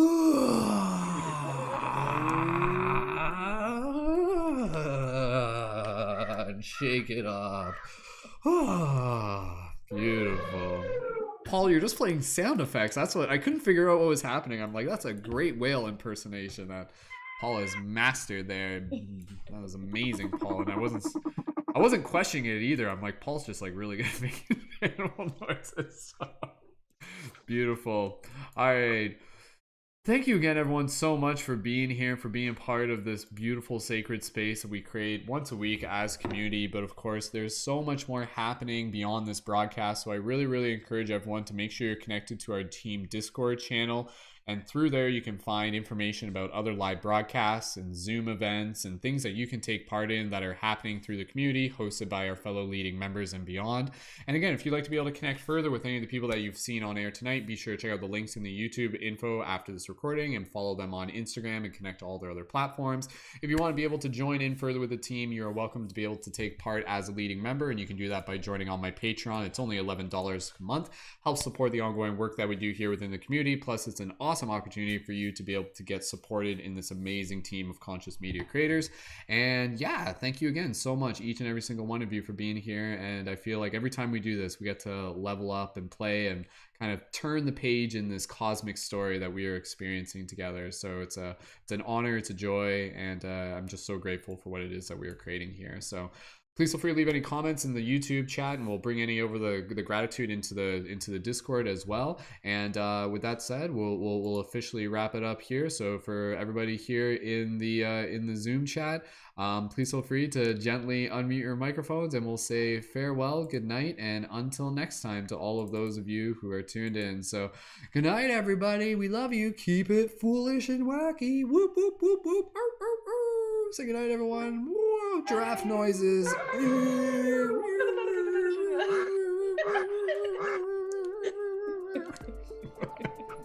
Beautiful. Awesome. Thank you again, everyone. As always, much love. Keep it shifty, and welcome to the future.